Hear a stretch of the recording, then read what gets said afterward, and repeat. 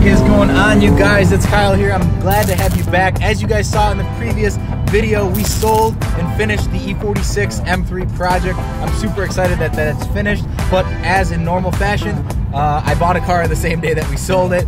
This car is actually much different than the other car, not in brand or model, but it's much cheaper, much more, I guess, cosmetically messed up in a different way, and it's got many more miles. So we're heading to Ethan's right now. It's 4:22, arrival time 4:18 right now, so I'll be there in about 4 minutes, and I'm super excited. I have not seen the car yet. I paid about $275 to ship the car here, so all in with the car right now, I am at $1,775. It's not including any parts or anything, but that's what I'm looking at, so I'm not too worried about it. It's been 2 days since it's been delivered, and typically I'm really antsy, but I think that regardless of what's wrong with this car, everything will be fine, but who knows? I haven't even sat in it or turned it on or seen pictures of the interior for that matter. So with that being said, guys, let's go and check us out.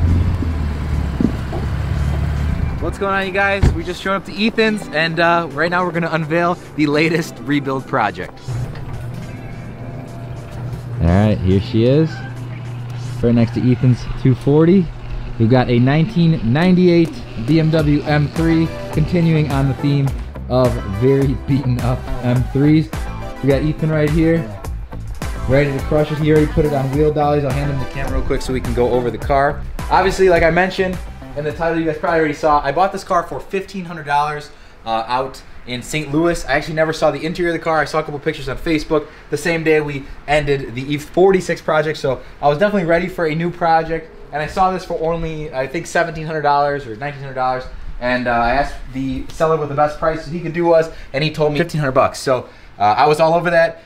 We did the math, me and Ethan, and we decided that it was better to ship the car here versus going to pick it up with a trailer, because $275 to ship it here was about the same as gas would cost in a truck with a trailer on it. So the car is here. Ethan's got it inside in his heated garage, and we're going to address some of the damage on it today so we can move forward and rebuild this thing. The number one thing wrong with this car is this really badly damaged fender. I don't know what happened here, but something knocked it pretty good, and apparently the previous owner doesn't know how it happened, but either way, the nose panel is pretty dented, the fender's pretty bad, and then if you look over here, the fender's warped here as well, and it kind of nicked the door. But I think the door should be fine, but the fender itself is pretty bad, to say the least.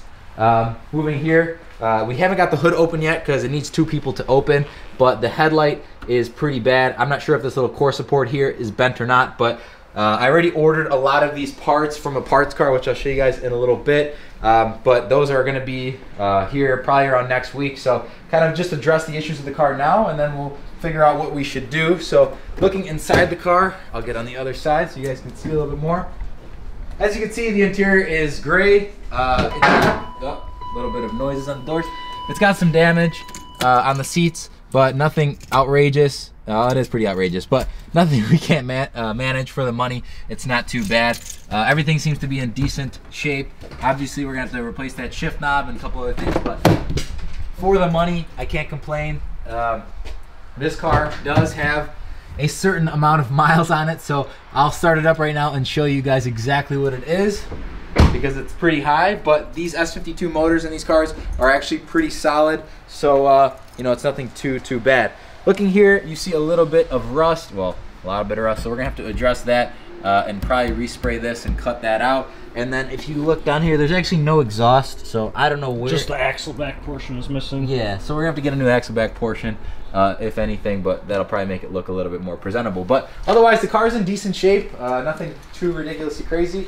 Let's turn it on real quick while we have the garage open, and take a look at the amount of miles on this car. Sounds pretty good. So we've got 257,266. So definitely a considerable amount of miles, considerable amount of faults, but let's get an exhaust real quick.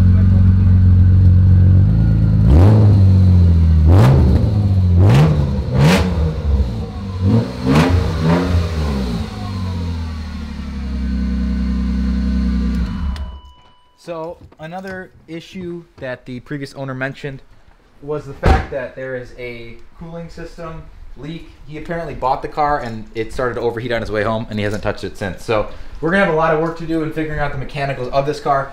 It is a high mileage example, but I wanted to give you guys the ability to kind of see an in-depth look of something that's ridiculously cheap, and it's a lot of car for the money. I mean, this is still an M3.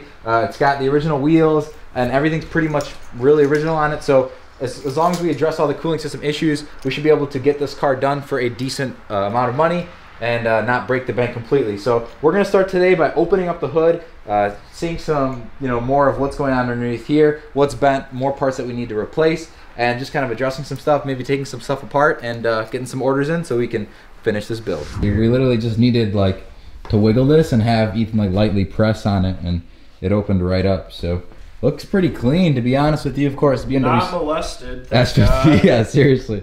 BMW's S52 stock airbox, which is a good sign. This. Someone was actually a decent engineer here to hold on this headlight. They even tightened it down underneath the bolt right there. Look at this. This doesn't look, honestly, like it needs to be replaced. This is just barely bent, so that's good. Not that this is that expensive, but yeah, exactly. We'll probably just knock that out, and we'll be able to mount the new fender here. I was able to find a car that was identical, 98 Arctic Silver, as you guys can see. Arctic Silver right there, the German, whatever spelling for it.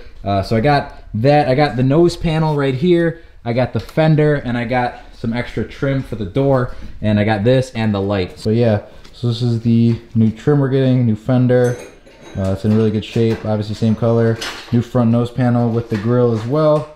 The grills, that is. And yeah, so a little bit more, here and there stuff, and then the headlight as well, like we just mentioned, and it's gonna take care of the majority of the cosmetic issues.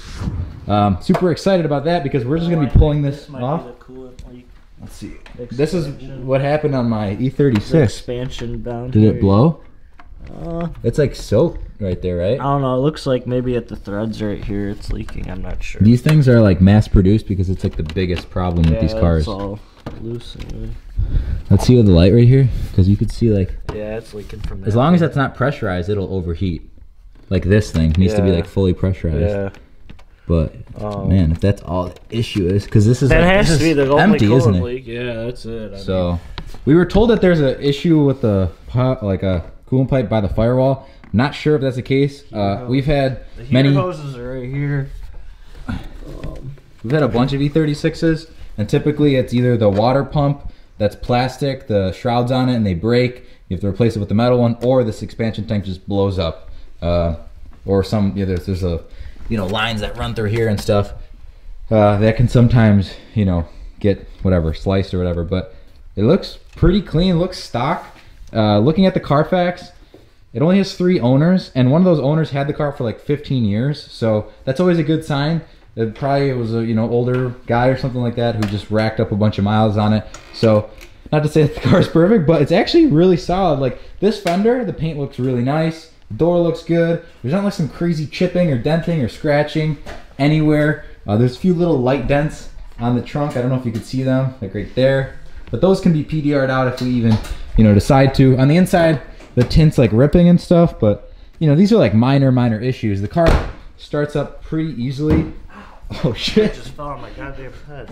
And oh, it's missing one of the struts. Struts? I gotta replace those.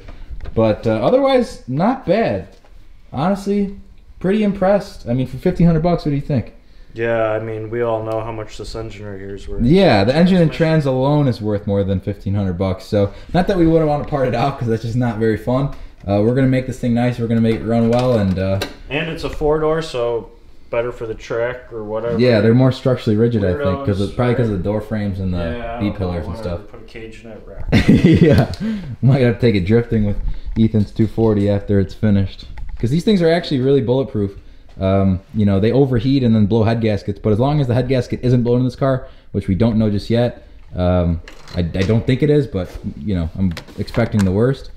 Let's see, how's that look? Nah, not milky. Looks fine. No signs of gasket. I mean, you could check. You can't even tell. There's all that baffling. Oh yeah, definitely gross in there. But, yeah, we'll have to do oil change, coolant flush, pretty much everything to this car, and to make it nice. But fortunately, compared to the E46, parts for this are way cheaper. And I've had probably I don't even know, probably 10 of these cars. And they've been pretty reliable except for the cooling system and, you know, little bushing issues and stuff like that. So really excited to kind of see where we go with this thing. First step is going to be, you know, like I said, cooling and cosmetic. We're going to replace these panels and stuff like that. Might even take this fender off today. And yeah, let's get going.